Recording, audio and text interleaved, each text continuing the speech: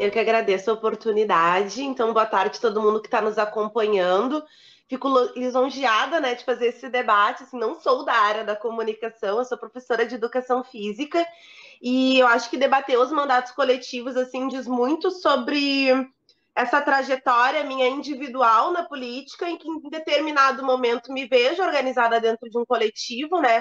Faço parte do coletivo Alicerce, um coletivo que eu ajudei a criar depois das lutas ali de 2013, né, contra a Copa, contra o aumento da passagem, né, ali a gente viu a necessidade de conseguir debater com mais pessoas do que só o movimento estudantil, de onde eu vim, né, vim do movimento estudantil da URGS, ou só com o movimento sindical. Eu estava bem naquele processo, assim, de estar me formando e já tinha passado num concurso, seria professora da rede estadual e iria para o movimento sindical por consequência, assim, sabe?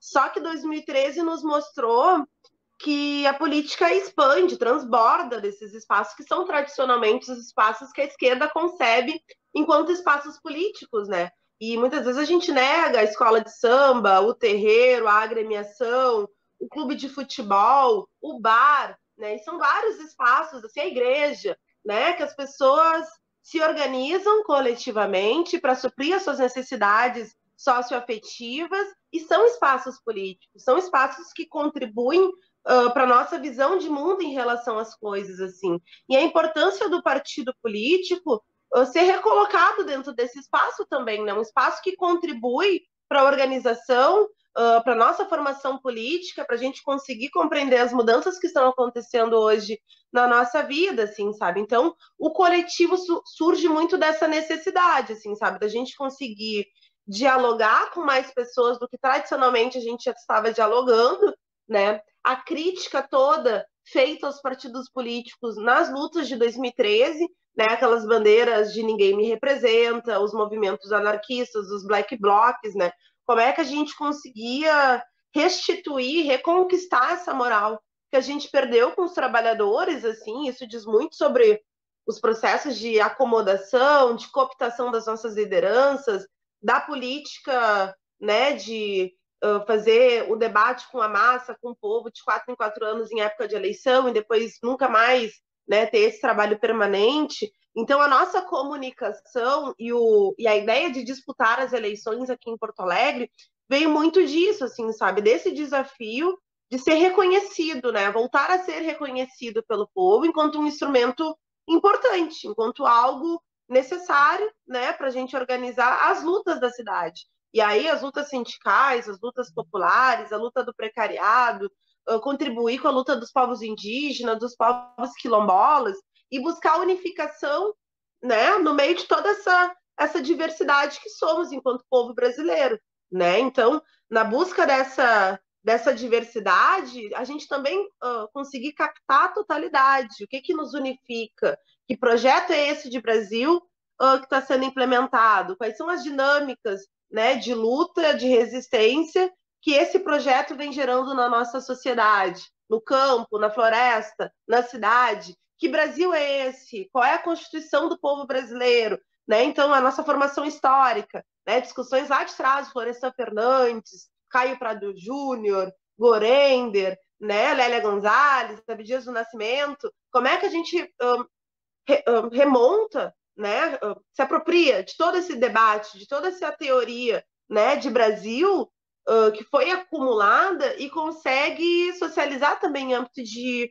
uma teoria que explique para o povo brasileiro a nossa a continuidade da nossa desgraça, os nossos problemas estruturais que não se resolvem, né? A questão da reforma agrária, a questão do acesso à cidade, o desmonte da educação, o desemprego estrutural, o racismo, o genocídio, o encarceramento da nossa juventude negra, o que é esse exército de reserva que é exterminado, que é encarcerado, uma juventude que tinha que estar estudando, trabalhando para desenvolver esse Brasil, está sendo encarcerada, o que significa a guerra às drogas, o que é o precariado, né? Esse novo trabalhador da área de serviços que vem sendo substituído cada vez mais por essas novas tecnologias, pelos aplicativos, pela internet das coisas, pelo 5G, né? Que emprego o Brasil gera. Então, são várias questões assim que a gente compreende que é importante o nosso povo discutir, que é importante as pessoas debaterem.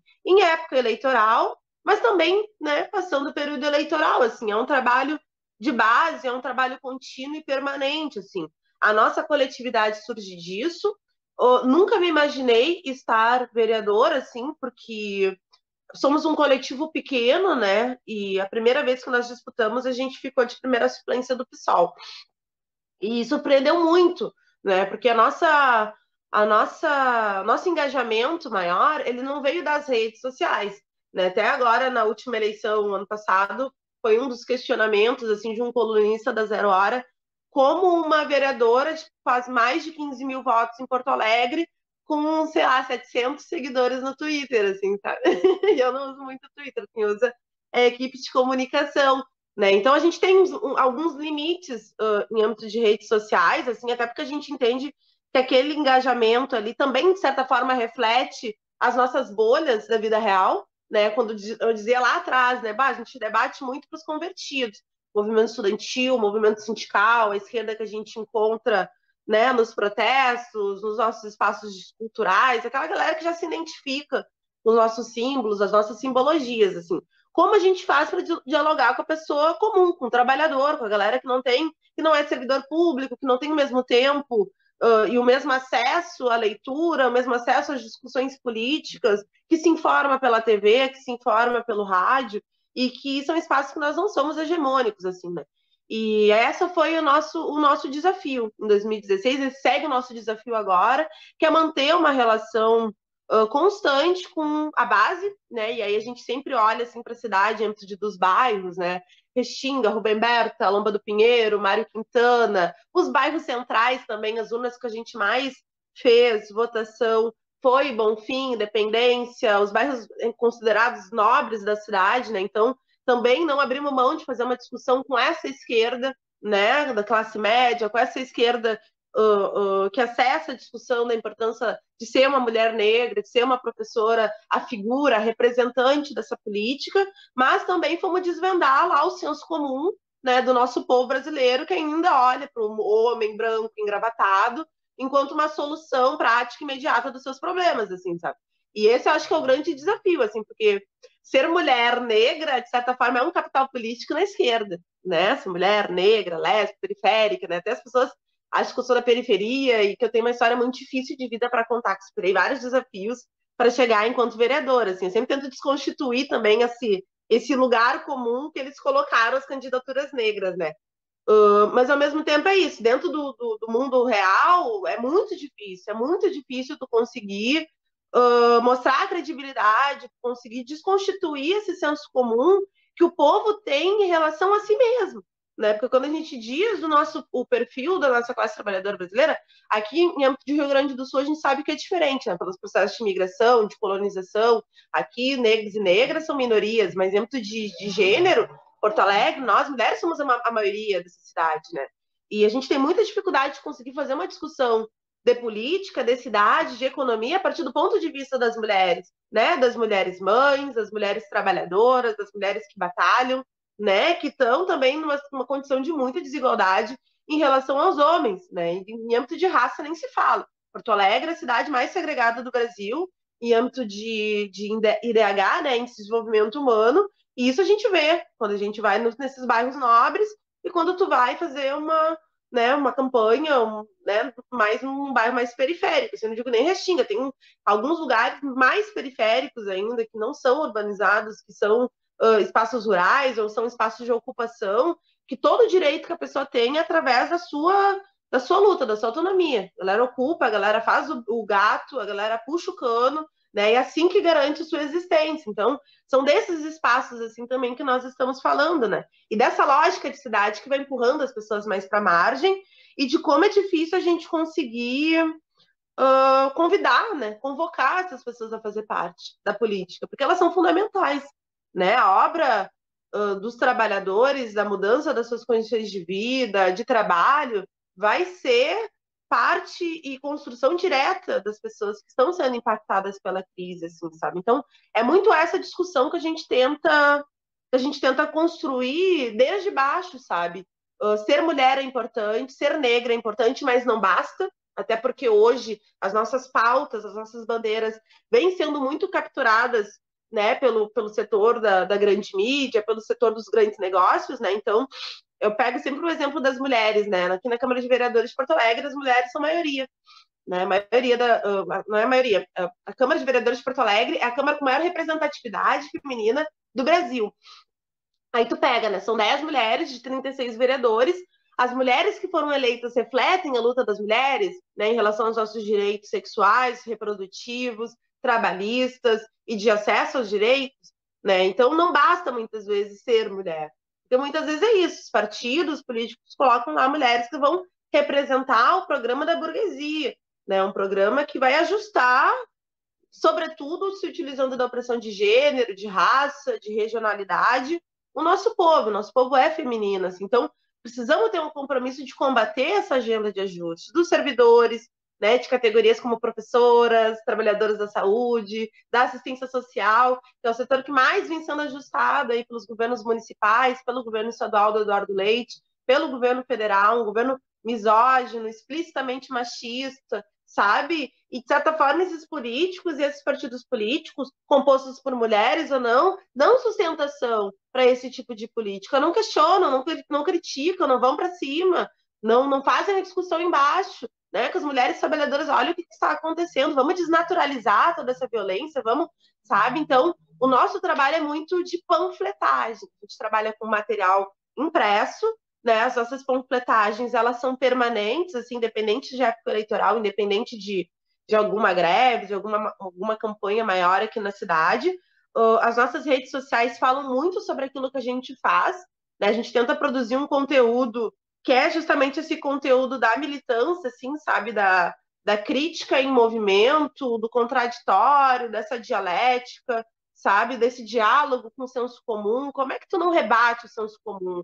Como é que tu não chega nos lugares desconstituindo tudo aquilo que as pessoas acreditam, né? As pessoas não vão dar ouvidos para aquilo que a gente fala, sabe? E isso é um aprendizado, sabe? Que esse diálogo, esse ouvido no chão, essa busca massiva de ser reconhecidos, né, enquanto pessoas que estão querendo questionar, que são críticos, né? Não precisa concordar 100% com aquilo que nós colocamos no nosso material, mas a gente está disposto e a nossa militância está sendo educada dentro dessa perspectiva de ouvir o que as pessoas têm a dizer, sabe? Eu acho que isso é bem importante nesses tempos assim que nós vivemos de ódio e intolerância, porque nem todo mundo que votou no Bolsonaro é fascista, sabe? É dessa seita bolsonarista que quer fazer o golpe e que vê a oportunidade de fechamento de regime e se joga, né? O povo que votou no Bolsonaro não reflete todo esse programa, sabe? E é importante a gente conseguir dialogar com as frustrações dessas pessoas, os desejos dessas pessoas e convidar as pessoas a fazer parte, porque é muito fácil criticar, né? É muito fácil, vai lá e resolve por mim. E é essa educação política que as pessoas tiveram, né? Essa educação política que a democracia eleitoral burguesa oferece para as pessoas de 4 em 4 anos, dá um cheque em branco para o político para ele decidir por ti, né? E depois tu torce para que ele não se corrompa nesse processo, assim. As pessoas votam na pessoa, as pessoas não votam no partido. Então a galera tem várias formas, assim, de racionalizar o processo político. Não, eu quero tirar o fulano, então eu vou votar no ciclano, eu vou votar no menos pior, por mais que não sei, eu sei que tem problema ali, sabe? Então, infelizmente, a galera não aprofunda. Isso diz muito sobre nós, sabe? Diz muito sobre as organizações políticas, diz muito sobre os militantes. Eu vi uma dirigente política agora de um sindicato grande do Rio Grande do Sul, dizendo para a categoria, eu avisei, sabe? Adianta dizer, eu avisei, entendeu? Se avisou mal, entendeu? Se avisou, não fez o seu papel enquanto uma dirigente, recebe para fazer esse trabalho político e que não conseguiu, de certa forma, comprometer essa política nefasta que está nos minando, e é independente de governo, que é um ajuste de fora para dentro que vem do nosso país. Nosso país dependente como é, periférico como é, está tendo que se ajustar a essas mudanças globais que estão acontecendo e rebaixando condição de vida, rebaixando condição de salário, privatizando, né, essas coisas que só tem no Brasil, tipo universidade pública, SUS, sabe? São umas anomalias em relação a esse ajuste global que está acontecendo. Então, é sobre isso que nós temos que conversar, sabe? Não basta politizar o senso comum das pessoas em relação só a sua especificidade. Então, o servidor faz greve pelo seu plano de carreira, né? A comunidade faz luta pela sua rua ali, pelo asfalto na rua, pela volta do ônibus. Não importa se o motorista está ganhando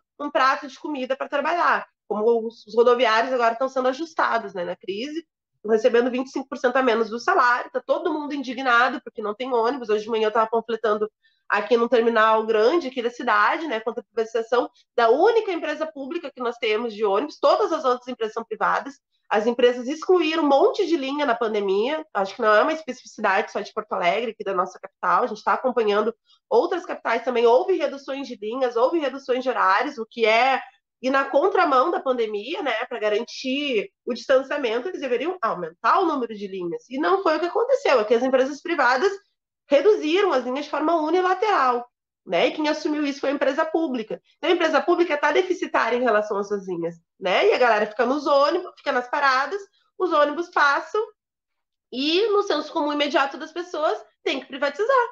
Tem que privatizar. É uma porcaria. Não tem ônibus, eles não param, sabe? Então é ali que a gente precisa estar conectando esses pauzinhos, assim, porque é isso, as empresas privadas nesse momento estão visando lucro.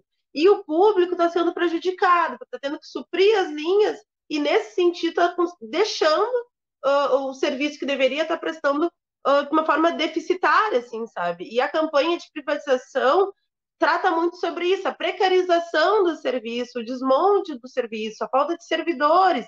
Então, não é de bate-pronto que a gente consegue falar para as pessoas não privatizem, né? Ainda mais agora com uma classe trabalhadora mais precarizada, recebendo menos, está olhando o servidor público enquanto um privilegiado, sabe? Porque recebe 4 salários mínimos, 4 mil reais, recebe 3 mil reais, professor do Estado, 2 mil reais, sabe? Então, nós somos os privilegiados dentro de uma classe que está recebendo um salário mínimo, uma classe trabalhadora que 40 milhões de pessoas estão na informalidade, sabe? Não tem um trabalho fixo, fazem um bico, fazem um aplicativo, sabe? Então, o sistema ele é muito ardiloso, né? Ele vai nos colocando dentro desses nichos de precarização e a gente tem muita dificuldade de nos unificar. Então, a nossa campanha é muito também nesse ponto de vista, assim, unificar, buscar uma totalidade, romper essas caixinhas. As mulheres, né, os negros, aí tem as mulheres negras, aí tem os rodoviários, aí tem os professores, aí tem os recicladores de resíduos sólidos. Sabe como é que a gente consegue discutir a cidade, a economia, a sociologia, a filosofia, enfim, do ponto de vista de quem trabalha, com as nossas nuances, com as nossas divergências e com todas as contradições que é fazer a luta política, sabe? Mas uma campanha que eleve o senso comum das pessoas, né? Não vota em mim que eu vou resolver por ti, não vamos fazer as mudanças, né? Eu adoro quando as pessoas dizem, vamos fazer mudança, vai ter escola, vai ter o checklist, né? Eu defendo educação, segurança, saúde, emprego, juventude, agora os negros, fim do encarceramento, a importância da nossa cultura, da nossa estética. Tá, mas como é que a gente vai fazer isso, cara? Sabe? A gente está numa crise, a gente tem uma dívida pública, que escoa boa parte do nosso orçamento. Como é que a gente vai fazer isso? Sabe? E aí, cara, é tirar de alguém. Aí são ajustes estruturais. Aí é mexer nos ricos, aí é taxar, aí é luta, porque ninguém vai ceder. Ninguém vai ceder numa crise. É verdade. Então, Vereadora, esses são os grandes desafios do mandato coletivo, porque justamente não é a Karen, né? Eu estou subordinada, é mais uma parte. A gente não vai deixar de fazer política porque não tem mandato, né? A gente não espera só o ritmo do partido para nos convocar para assembleias, para as reuniões, porque a gente sabe que muitas vezes não tem. Né? Os partidos convocam os congressos, as assembleias em alguns determinados momentos e depois é as correntes que fazem, que dão a dinâmica. Isso também é muito ruim, porque nem sempre as pessoas querem se filiar num partido para fazer política. Às vezes a galera que se envolve numa mobilização, numa greve, num processo, e lá na frente vai ver a importância de se filiar. Né? Então, isso não pode ser um pressuposto. Eu mesmo me filiei no PSOL para disputar em 2016, assim, sabe? Não entendia muito bem aonde eu estava entrando em relação à organização, à estrutura interna. Né? E a gente vai descobrindo no processo. E no processo a gente vai vendo que, nossa, tem que avançar muito, cara. Avançar muito. É por isso que as pessoas não entendem a paixão que a gente tem quando a gente começa a militar. Porque a gente começa por algo e depois a gente encontra os meios para isso. Né? É isso. E é tão bom, é tão criativo, sabe? Não é só trabalho, sabe? Tem uma esfera que é muito, muito massa. e que precisamos resgatar, assim, sabe? A gente se sente potente, pô. Isso é muito importante.